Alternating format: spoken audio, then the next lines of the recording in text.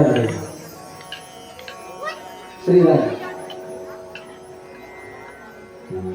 परम मंगलमय परात्पर अखिलेश्वर अकारण करुणावरणारे भक्तवंचित विदित विदित श्री पीतांबरधारी श्री बाळकृष्ण राजकी वांगणी प्रतिमूर्ती श्रीमद भागवत महापुराण अंतर्गत आपण गेली 5 दिवसापासून भागवत होते अमृत पान पान करताय. जिन हरि कथा सुनी ही काना श्रवण रंग अहि भवन समाना. ज्या परमात्म्याचं वर्णन परमात्म्याच्या लीलेचं वर्णन आपण करतोय. कृष्ण त्वदीय पदपंकज पंजरांते अद्वैवनेश कुमार राजहंस प्राण प्रयाण समये कपवात पित्तैः कंठावरोधन गिरौ स्मरणं कुतस्ते.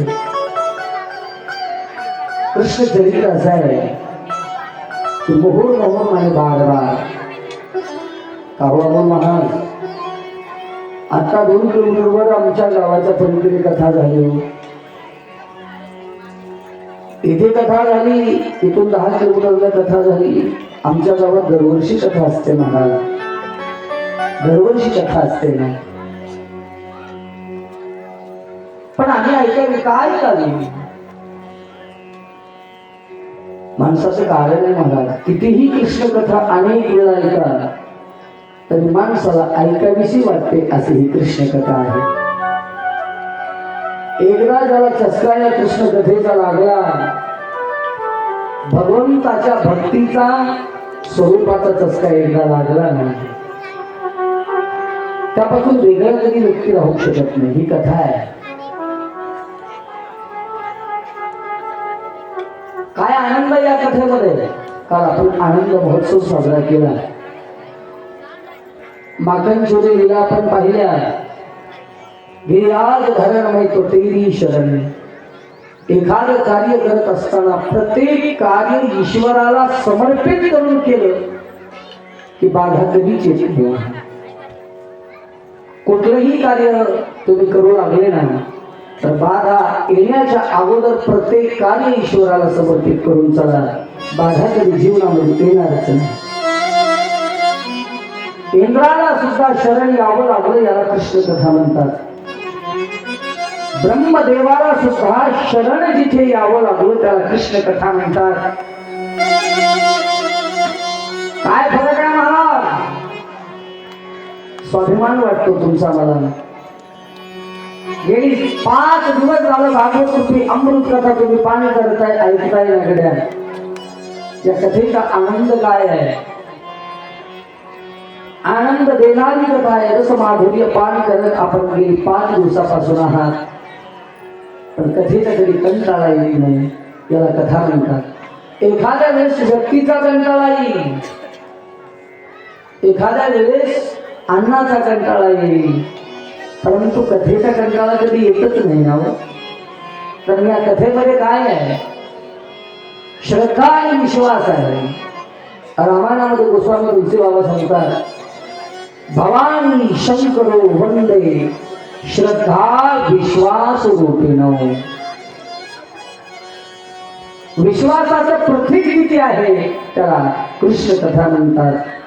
आणि प्रेमाचं प्रतीक जिथे आहे त्याला गोपी चरित्र म्हणतात. गोपी या शब्दाचा अर्थ काय आहे. गोनाम इंद्रिय पिबती इति स गोपी. प्रत्येक इंद्रियाच्या द्वारे परमात्म्याचं रसमाधुर्य पान करणं याला गोपी म्हणतात. गोपी कोण आहे. इथं बसलेला प्रत्येक स्त्री असो, पुरुष असो, आबाल असो, वृद्ध असो, कोणी असू द्या, इथं बसलेला प्रत्येक व्यक्ती गोपी आहे. गोणा इंद्रिय पिबती इति सह गोपी. प्रत्येक इंद्रियाच्या द्वारे परमात्म्याचं रसमाधुर्य करणारी गोपी आहे. या गोपीला सुद्धा चस्का लागलेला होता माझ्या कृष्ण कन्हैयाचा. आपण काल गोवर्धन महाराजांची पूजा केली.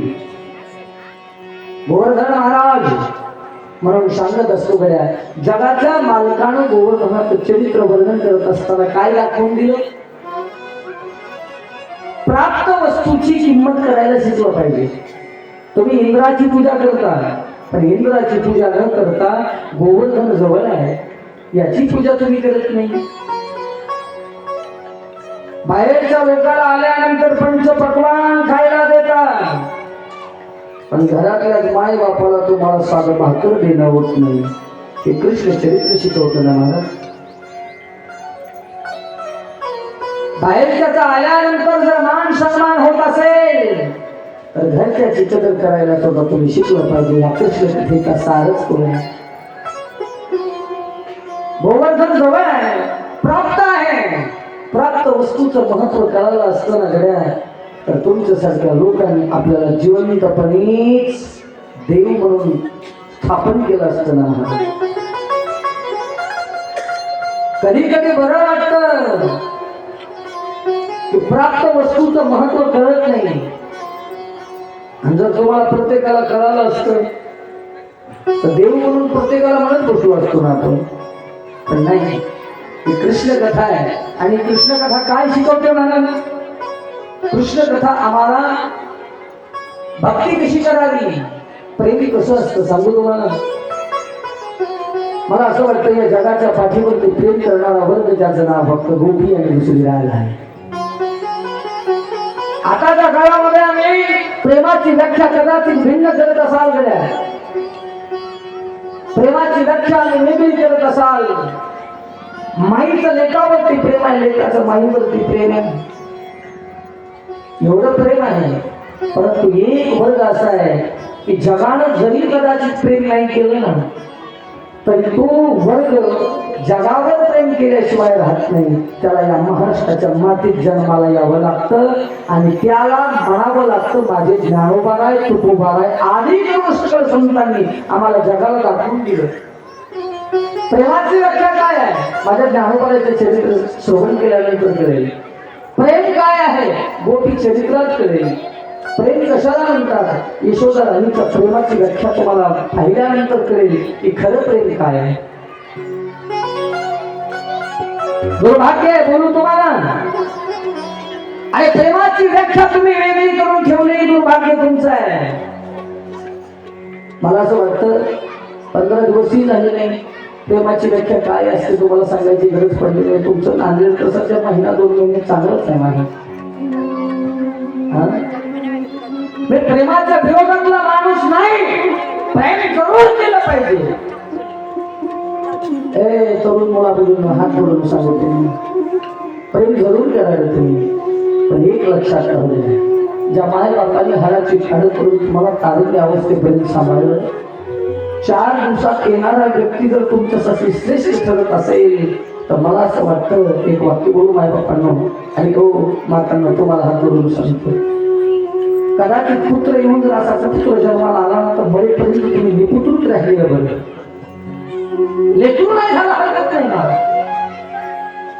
काय करायचे तुम्हाला सांगा.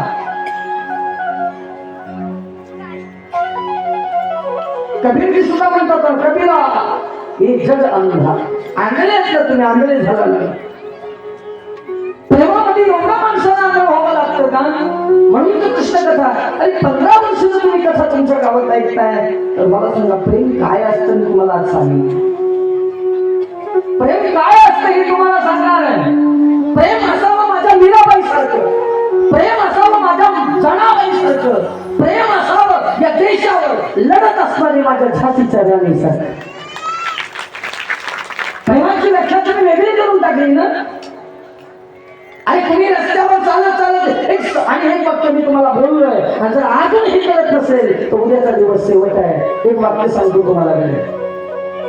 तुम्ही माझ्यावर बोलतोय, आमचं काम आहे 3 तास कसा करायचं निघून जायचं, मला वैयक्तिक निजी प्रायव्हेट बोलायचा अधिकार नाही. पण एक वाक्य सांगतो, आम्ही नाही सुरवायचं तुम्ही सुरवायचे. कधी कधी वाटतं ना मला या जगाच्या पाठीवरती कथा कीर्तन 2च येत असेल म्हणून राहायचं.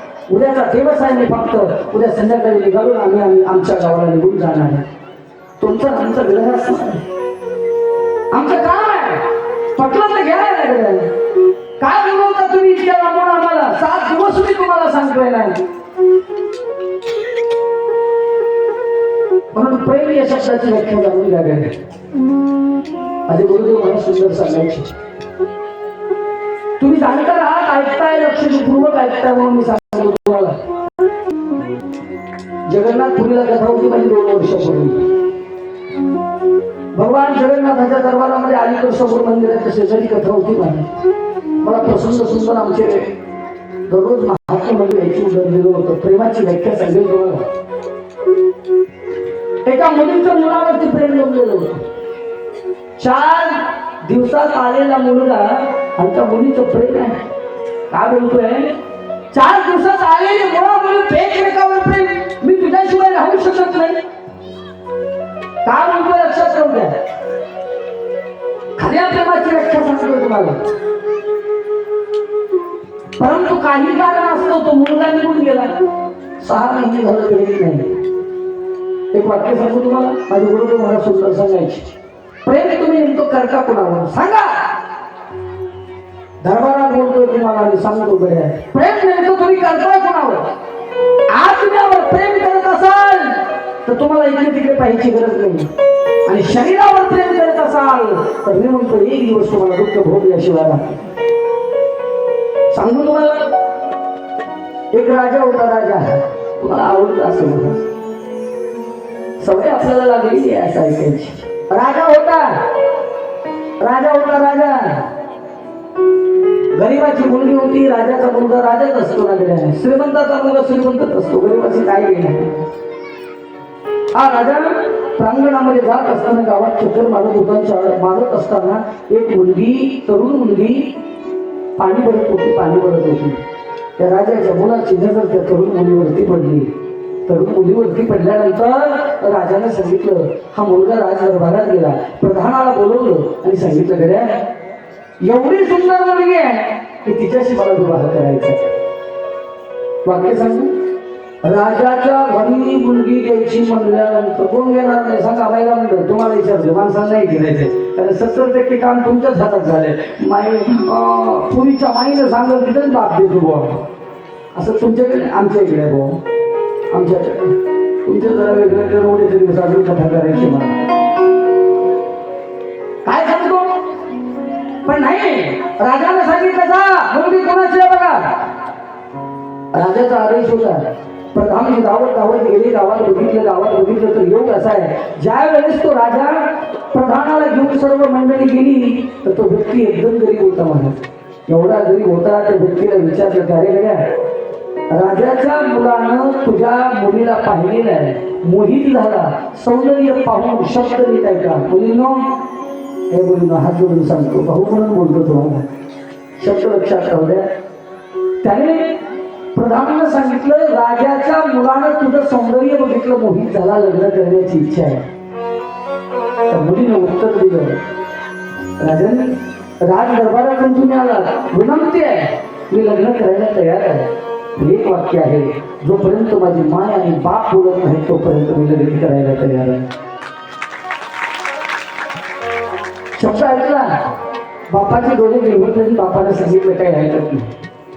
माझी मुलगी, अरे मी सकाळी खाल्लं तर संध्याकाळी खावं, काय खावं अशी अवस्था माझी आहे. माझी अवस्था आहे आणि मी रात घराला देऊ. लोक बेरात्री बघतात रे, कॅटेगरी बघतात. माझ्या घरी एवढी संपत्ती आहे तर माझ्या मुलीला एवढी संपत्ती पाहिजे. म्हणून महिलांना हात जोडून सांगतो, कथेचा संदेश शेवटचा आहे तुम्हाला. मुलगी देत असताना संपत्ती कधी बघायची नसते, गेल्या त्या मुलाचं कर्तृत्व बघायचं असतं.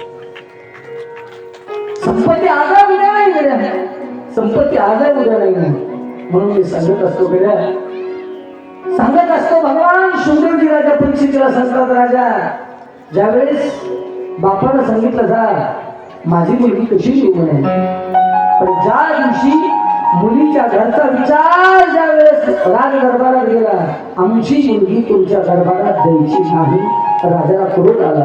राजाला वाटलं लोक माझ्या मागे लागतात आणि हा छोटासा गरीब व्यक्ती म्हणतोय नाही, पण मुलाला जर लग्न करायचं होतं तर फक्त मुलगी तीच करायची होती. मला मुलगी तीच करायची होती. पण उत्तर आहे का, या मुलानं अन्न पाण्याचा त्याग केले. ऐकताय ना मुलींना? जरा लक्ष नाही का तुमच्यासाठी बोलतोय. त्या मुलानं अन्न पाण्याचा त्याग केला आणि अन्न पाण्याचा त्याग केल्यानंतर बातमी कळाली. प्रधानानं जाऊन सांगितलं काही करा म्हणे बाबा, आता मात्र ऐका, काही करा काही करा, आता एकच करा तुम्ही आता मात्र तुमच्या मुलीला सांगा की तुम्हाला लग्न करावं लागेल महाराज. लग्न करावं लागेल म्हटल्यानंतर मुलीनं सांगितलं काय झालं त्याला नेमकं, त्याला माझ्याशी लग्न करायचंय. त्या मुलीच्या जवळ प्रधान आला आणि प्रधानानं सांगितलं ऐक म्हणे, अगं तुझ्या प्रेमासाठी याने अन्नाचा त्याग केला. 4 दिवस झालं अन्न पाणी खात नाही पीत नाही, काय करावं? मुलीला सांगितलं नुसतं एकदा पाहिलंय तो यानं अन्न पाणी त्याग केला आणि लग्नच नाही केलं, तो काय म्हणतो का काय? एकदा याची ओळख नाही पाळख नाही काहीच नाही, यानं पाहिल्यानंतर अन्न पाण्याचा त्याग करत असेल. मुलगी हुशार होती महाराज, ती राहेरची मुलगी होती. तिनं सुंदर कथा रोज ऐकायची, कथा ऐकायची, कीर्तन ऐकायची. ती म्हटले काही हरकत नाही बाबा, मी त्या मुलासोबत लग्न करायला तयार आहे. आता मात्र बाबाची आज्ञा मोडली. बाबाची आज्ञा मोडली, पण बाबा एक काम करा म्हणजे लग्नाच्या अगोदर त्याला मला भेटायला सांगा. प्रधान खुश झाला. प्रधानाने सांगितलं ठीक आहे आज नाही म्हणे, 2 दिवसाला त्याला भेटायला मला सांगा. आता मी काय का गंमत आहे तुमच्यासाठी बोलतोय. बापरे असं अचंबित झाला, इतकी वेळ नको म्हटली आणि आता मुलगी लग्न करायला तयार आहे. प्रधानाला आनंद झाला. दरबारात सांगितलं जा परवाला या मुलाला घेऊन तुम्ही बघायला, मला आधी त्याच्याशी बोलायचं म्हटल्यानंतर प्रधान धावत राज दरबारामध्ये निघून गेला. आणि राज दरबारात निघून गेल्यानंतर प्रसंग असा आहे महाराज, ज्यावेळेस त्या मुलाला त्या प्रधानानं सांगितलं की राजन तुमच्या सोबत ती मुलगी लग्न करायला तयार आहे, एवढा शब्द वापरल्यानंतर राजा आनंदित झाला महाराज. राजा आनंदित झाला आणि राजा आनंदित झाल्यानंतर भगवान श्रीदेवी राजा परीक्षेला सांगतात उत्तर ऐकतात. 2 दिवसांनी या म्हटल्यानंतर बाबाला सांगितलं मुलीने बाबा लवकर दवाखान्यात मेडिकलला जा आणि अशा गोळ्या आणा की मला काय सुरू झालं पाहिजे, काय सुरू झालं पाहिजे, उलटी संडास लागली पाहिजे, बंद होण्यासाठी लोक खातात. हे सांगितलं तुम्ही कशा गोळ्या आल्या. बाप गेला. आता मुलीचं ऐकावं लागेल कारण याला सांगितलं बोलवायचं करावं काय. महाराज गोळ्या आणल्या, हिनं खाल्ल्या आणि बाबा म्हणजे कुंभकाराकडे जा, कुंभाराकडे जा आणि 10-5 मडकी आणा आणि चांगलं मस्त पैकी मखमली दादी आणा आणि हातच्या पाटल्या चांगल्या आणा. कशाच्या आत्तर म्हणजे शंताच्या बाटल्या घेऊन आणल्यानंतर बापाला वाटलं ही मुलगी नेमकं खरायची काय मला कळलंच गेलं. काय करावं कळलं. धावत बाप गेला, गोळ्या आणल्या, मखमली कापड आणलं. दुसरी गोष्ट कापड आणल्यानंतर यानं मडकेही आणले. मुलगी म्हणली आता तुम्ही 2 दिवस माझ्याकडे यायचंच नाही कारण मला आता कोण येणार आहे बघायला. कोण येणार आहे? राजा एवढा शब्द पाठवून राजा येणार मला आता भेटायला असं म्हटल्यानंतर हिनं काय केलं महाराज उलटी संडास झाली सुरू. प्रत्येक मडक्यामध्ये आपली विषा आणि उलटी भरून ठेवली त्या मुलीने. उत्तर आहे का अरे 1 दिवस अन्न नाही खाल्लं तर माणसाची अवस्था कशी होते महाराज. हेच विस्कटलेले मुलीचे होते. पोट पाठीला लागलेलं होतं, तोंड्यावरती सुरकुत्या पडल्या होत्या, पाहू वाटत नव्हता अशा मुलींचा चेहरा दिसत होता. प्रत्येक मणक्यावरती मखमली गादी बांधली आणि त्या दरवाजातून तो राजा मला भेटायला येणार आहे. त्या दरवाजाच्या दोन्ही कपड्याला एक मडकं ठेवलं आणि आत रूम मध्ये मुलगी बसली. राजा 2 दिवस झालं 2 दिवसाला भेटायला येणार होता. आता उत्तर आहे का राजा जसा येत होता प्रसन्न वदन महाराज इतका आनंदित झाला की आता मी जेव्हा प्रेम करतोय ती मला मुलगी भेटणार आहे. आनंदी होता महाराज. घरापर्यंत आला, दरवाजातून आत घुसणार तेवढ्यामध्ये महाराज तुम्हाला एक लक्षात राहू द्या, एक उत्तर विचारू प्रश्न विचारू का. संध्याकाळी कुठल्या तरी गावात जायची इच्छा असावी आणि जात असताना 2-3 गावाची कुठंच लाईट नसावी आणि गाव आलं हे कशावर ओळखायचं ना. कशावर ओळखायचं? ऐकता तुम्ही लक्ष देऊन ऐकताय ना. कृष्ण ऐकन गावातली अख्खी लाईट झाली आणि गावात आले हे ओळखायचं कशावर लोक बल्बावर ओळखली तर दिवा लागला म्हणजे गाव आहे गावात घुसायचंय पण लाईटच नाही हे काही दिवा लागलेला नाही आणि गाव आले हे ओळखायचं कसं ओळखायचं खिशातला रुमाल नाकाला लागला की गाव आलं म्हणून ओळखायचं बरोबर आहे की खिशातला रुमाल नाकाला लागला की गाव आलं म्हणून ओळखायचं असं झालं आता या राजानं दरबारातून आता घरामध्ये प्रवेश करायचा होता जसाही राजाला प्रवेश केला महाराज दुर्गंध येत होती दुर्गंध येत होती इतकी दुर्गंध येऊ लागली की त्याला रुमाल नाकाला लावला आणि आतमध्ये गेला आणि जसं बघितलं ज्या मुलीला 15 दिवसापूर्वी पाणी भरताना बघितलं होतं तीच मुलगी आज घरात बसलेली होती तिच्याकडे बघितलं राजा म्हणला कोण आहेस तू म्हटल्याबरोबर ती मुलगी म्हणली राजन जिच्याकडे बघून तुम्ही प्रेम केलं होतं ना जिच्याकडे बघून तुम्ही प्रेम केलं होतं तीच मुलगी मी आहे राजाने शब्द वापरला जी ते आहेस ती तू नाही आणि जी तू आहेस ती ती कळतंय ना माझं वाक्य जिला मी पाहिलं होतं ती तू नाही आणि तुला मी आता बघतोय आणि मी ज्यावेळेस पाठीमागे बघितलेलं होतं ती तो नाही राजाने सांगितलं राजाने तसं बोलल्यानंतर मुलगी म्हणू लागली राजाने ज्या मुलीला तुम्ही पाणी भरताना बघितलं होतं तीच मुलगी मी आहे राजाने विचारलं खरं सांग अगं मी जिच्यावर प्रेम करतोय ती अशी नाहीये अशी दिसत नव्हती इतकी रूपवान इतकी सौंदर्यवती स्त्री होती तिनं सांगितलं आता शब्द मी जायचा शब्द काय वापरलं राजा म्हणला जिच्याकडे मी मोहित झालो ती इतकी सौंदर्यवान होती रूपवान होती ती आहे तिच्यावर मी प्रेम केलं होतं मी तुझ्यावर केलं होतं मुलीचे शब्द आहेत राजा ज्या मुलीवर तू सौंदर्य पाहून प्रेम केलं होतं ते सौंदर्य कुठे माहितीये तुला इथं मडके भरलेले मडके ते सौंदर्य सर्व मडक्यात भरलेलं आहे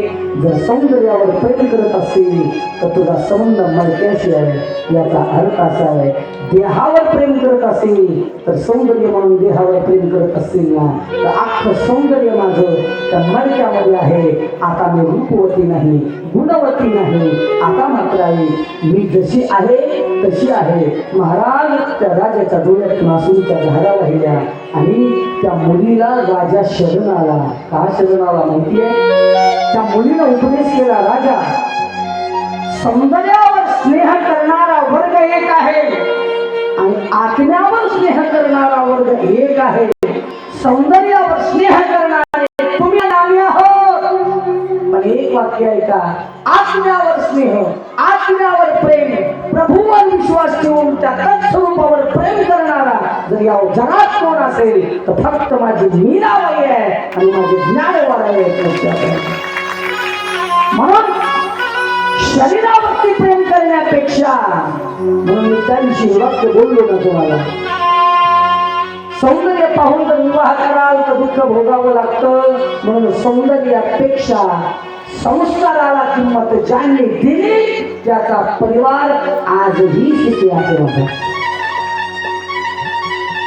भागवत त्याला काय शिकवते हे शिकवते ना ज्या गोपिकांनी प्रेम केलं ज्या मीराबाईंनी प्रेम केलं मीराबाई काय म्हणते मेरे दो गिरधर गोपाल दूसरो ना कोई जाके मूळ मुकुट सो मेरे पती हुई पाहिले नव्हतं महाराज पण माझा पती मात्र तुझ्या डोक्यावर मोर पंख आहे आता तो मला प्राप्त आहे म्हणून ऐका आज शरद ऋतूची रात्र होती महाराज शरद ऋतूची रात्र होती आणि या शरद ऋतूच्या रात्रीमध्ये आज पर्यंत परमात्मा कधी दुःखी दिसला नव्हता महाराज ऐकलं कृष्ण चरित्रामध्ये परमात्मा कधी दिसला नव्हता पण आज पहिली वेळ परमात्मा दुःखी दिसत होता गुडघ्यावर दुःखाची कोण जगाचा मालक उभारलेला होता एकांतात बसलेला जगाचा मालक एक वाक्य सांगतो तुम्हाला जवळची माणसं ज्या दिवशी आपल्यापासून दूर होतात ना त्या दिवशी माणसाला दुःख होतं महाराज दुःख होतं आपलीच माणसं ज्या दिवशी आपला गद्दारपणा करता येणार त्या दिवशी मात्र करत्या व्यक्तीला सुद्धा दुःख होतं. म्हणून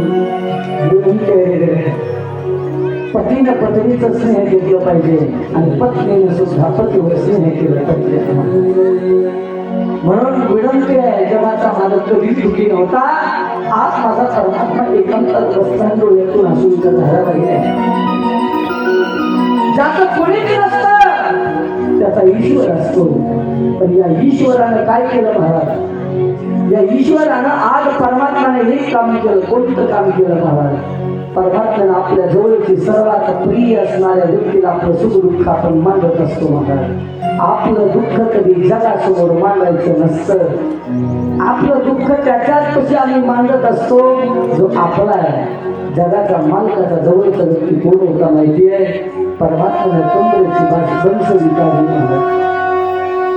बनसरी परमात्म्याने काढली आणि बनसरीला हातात धरलं आणि बनसरीला हातात धरल्यानंतर बनसरीला सांगू लागला परमात्मा, हे बनसरी बनसरी बनसरी म्हटली, बोला ना देवा, हे भगवान बोला ना, एक काम कराल. बनसरीला जवळ घेतला आणि बनसरीची समजून परमात्मा काढायला. बनसरी आजपर्यंत जेवढं स्नेहाने डोळावर केलं नाही बनसरी, तेवढं प्रेम मी आज तुझ्यावर केलं, तुझ्यावर केलं. बनसरी म्हटली, प्रभू सांगा ना. अगं आज तुला माहिती आहे बिंबा बनसरीचे ओठ आहे याचे ठिकाण मी तुला जागा देतो ना बनसरी. बनसरी म्हटली, प्रभू आज तुम्ही खूप दुःखी दिसताय, सांगा ना तुम्हाला काय हवंय. प्रभूने सांगितलं, एक बनसरी माझं एक काम करशील.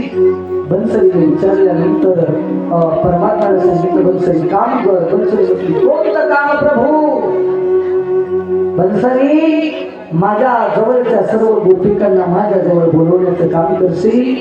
बनसरीला माझ्या परमात्म्याने मुखाला लावलं महाराज आणि मुखाला लावल्यानंतर परमात्मा शरदूच्या रात्रीमध्ये जंगलामध्ये एकटा बसलेला परमात्मा होता आणि एकटा परमात्मा आठवण आपल्या प्रिय माणसाची माणूस करत असतो. लक्षात ठेवले, प्रिय माणसाची आठवण. ज्या मायबापांनी मोठं करावं ते मायबाप आपल्या लेकराची आठवण मरेपर्यंत करत असतात.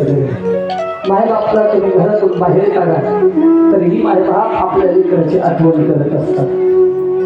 म्हणून एक वाक्य सांगू, परमात्म्यानं बनसरी मुखाला धरली आणि परमात्म्यानं मुखाला धरून एक एक एक एक बनसरीचा स्वर काढला आणि एक एक गोपीला परमात्मा हात मारत होता. एक एक गोपीला हात मारत होता. आहे त्या अवस्थेत बसलेल्या सर्व गोपिका धावत धावत धावत धावत आपलं काम सोडून वनामध्ये येत होत्या. जिकडून बनसरीचा आवाज येतो ना महाराज, त्या बनसरीच्या स्वराकडे धावत धावत जात होत्या. कोणी कुठल्या कामात होतं, कोणी काम करत होतो, कोणी दूध काढत होतं, कोणी पतीची सेवा करत होतं. आणि अशा अवस्थेमध्ये सुद्धा सर्व गोपिका धावत धावत निघाल्या आणि परमात्म्याच्या जवळ आल्या महाराज. एकांतामध्ये बसलेला परमात्मा होता. या परमात्म्याकडे पाहिलं, परमात्मा एकांतात बसलेला होता आणि परमात्म्याकडे पाहून, ऐका, त्या परमात्म्याकडे पाहून म्हणू लागल्या, हे करूया, का बोलावलंस रे आम्हाला, का बोलावलंस आम्हाला?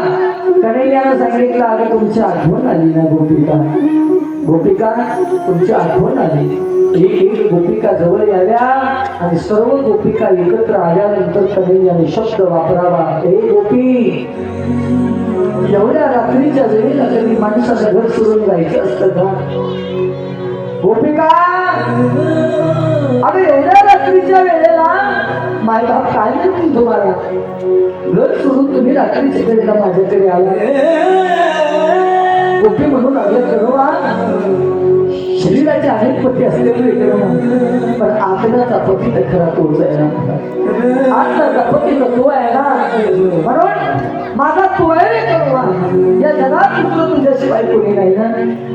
कन्हैयाने सांगितलं, हे गोपी, गोपिका, खरं सांगू गोपी, तुमची माय काय म्हणे, तुमचा बाप काय म्हणे, लोक काय म्हणते, तुमचे सासू सासरे काय म्हणते. आता तुम्ही लवकर जा. एवढा शब्द वापरल्यानंतर सर्व गोपिका घरवरल्या आणि गोपिका म्हणू लागल्या, कळवा खरं सांगू कळवा, किती कपटी आहे तू, किती कपटी आहे. वरूनही काळा आहेस तू आणि आतूनही काळा आहे का नाही ना. दिसायला वरून काळा आहेस, आतूनही काळा आहेस. अगोदर बोलवतोस वगैरे, अगोदर बोलवलास आणि आता म्हणतोय काय आलात तुम्ही. असा कुठला न्याय कळवा तुझ्याकडे. अगोदर बोलवलंस आणि बोलवल्यानंतर सांग कळवा काय बोलवलंस आम्हाला. कधी काही सांगितलं की बोलवलंच नाही ना. गोपिका गोपिका म्हणू लागल्या, तू तर खरा कपटी आहेस रे, म्हणजे कपटी. देवाला सुद्धा कपटी म्हणण्याचं सामर्थ्य कशात आहे महाराज, फक्त प्रेमात आहे महाराज. आज गोपिका जवळ गेल्या आणि आज सर्व गोपिका परमात्म्याच्या जवळ आल्या आणि कन्हैया म्हणू लागला, हे गोपी प्रेमाचे किती प्रकार करतात माहितीये. प्रेमाचे प्रकार करतात महाराज दोन, ऐका. एक आहे आप्त काम आणि दुसरा आहे इष्ट काम. काही माणसं आपल्याशी स्नेह करतात, स्वार्थ आहे तोपर्यंत प्रेम करतात महाराज. स्वार्थ लाग कर हो सब प्रेम. स्वार्थ आहे तोपर्यंत प्रेम करतात. कधी पुरुषांना अनुभव असेल महाराज, ज्या दिवशी आमच्याकडे धन आहे ना, त्या दिवशी कुठलाही व्यक्ती तुमच्या सोबत संबंध जोडण्याचा प्रयत्न करू. पण गरीब माणसाला कोण विचारलं का महाराज, कोणी कधी सुंदर बतवाय काय महाराज. बहुत बनता है रिश्ते जबकि पैसे पास होते हैं, टूट जाते हैं गरीबों में जो रिश्ते खास होते हैं. श्रीमंत माणसाला कोणीही माणसं म्हणतात, श्रीमंत माणसाला कोणीही माणसं म्हणतात महाराज. उगा काम जगत करत आहे, उगा तुमचे मुख्यमंत्री कोण दिलेले कोण होते तुमचे अशोकराव चव्हाण. उगाच म्हणा ते का आपल्या जवळचे आपल्या जवळचे आणि त्याच्यात गावची जगून तरी गरीब असू द्या. आपलं तिथं काही समज गरीबाला कोणी विचारतं का, कोणी विचारत नाही. पण परमात्मा महाराज श्रीमंत पाहून तरी प्रेम करत नाही. गोपीचा भाव होता महाराज. प्रेमामध्ये प्रेम आहे, त्याला काय म्हणतात ऐका. प्रेमामध्ये प्रेम केलं जातं ते स्वार्थासाठी केलं जातं. प्रेम न करता सुद्धा जिथे प्रेम केलं जातं त्याला मायबाप म्हणतात. आणि कुठलीही इच्छा नसताना जगावरती प्रेम केलं जातं त्याला संत म्हणतात. माझ्या ज्ञानोबाला एवढा त्रास जगाला दिला ना, माझ्या ज्ञानोबाला एवढा त्रास जगाला दिला रे. माझ्या ज्ञानोबाला एवढा त्रास दिला तरी माझ्या ज्ञानोबाला जगाचा विचार केला गड्या आणि म्हणावं लागलं आता विश्वात्मके देवे साहेब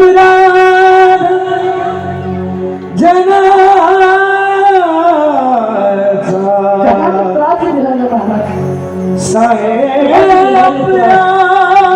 त्रास माझ्या ज्ञानोबा राहिला तरी सुद्धा माझ्या ज्ञानोबा राहिल्याची योगी पावन खरा योगी कोण आहे. योगी म्हणावं कुणाला लागलं. प्रेम शिकायचं ना गड्या. ज्ञानोबा रायकडे जा, माझ्या ज्ञानोबा रायकडे जा, माझ्या मुक्ताबाईकडे. म्हणून करत्या माणसाला मोठ्या भावाला आपल्या छोट्या भावांना सुद्धा बाप म्हणून जगावं लागतं. हे क्षेत्र माझे ज्ञानोबा नाही शिकवलं. प्रेम काय असतं तुम्हाला माहिती आहे. माझ्या मुक्ताबाईनं म्हणावं दादा मांडी खायची इच्छा आहे दादा, मांडी खायची इच्छा आहे. माऊली माझ्या ज्ञानोबा राहिला म्हणावा मुक्ते नाही मान्य देऊ शकत. अगं म्हणता सुद्धा बाजूला केलं जगाने एवढा त्रास दिला महाराज. आजच्या काळात आम्हाला थोडस सहन होत नाही, थोडासा त्रास अरे माझ्या ज्ञानोबा राहायच्या अभंगावरती, माझ्या कुटुंबाच्या अभंगावरती. अरे आम्हाला महाराज असा गाडी चिंतो रे, गाडी चिंतो. त्याच्या ज्ञानोबा राहायला खायला भाकर मिळाली नाही रे.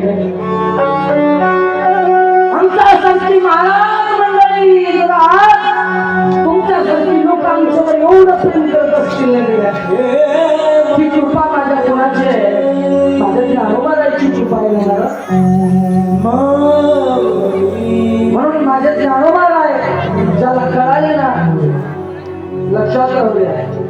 प्रेम कसा असावं जिथे स्वार्थ नाही तरी सुद्धा आज आपल्यावरती संकट घेऊन सुद्धा जगाचा विचार केला जातो त्याला संत म्हणतात ना महाराज. या गोपिकांनी कधी विचार केला नाही महाराज. जगानं सुद्धा माझ्या परमात्म्याने सुद्धा कधी विचार केला नाही.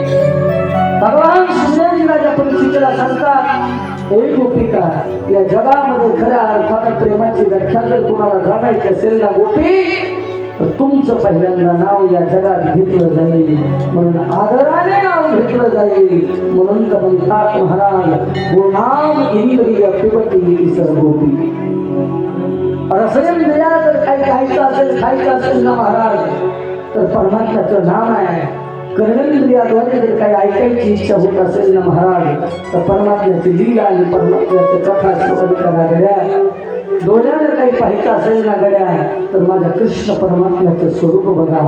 अरे ऐका प्रत्येक इंद्रिय ज्याच्याकडे समर्पण केले ना तो माझा कोण आहे परमात्मा आहे. सर्व गोपिका एकत्र आल्या आणि सर्व गोपिका एकत्र येऊन परमात्मा महाराज काय केलं. दोय दोय गोपी बीच बीच माधव.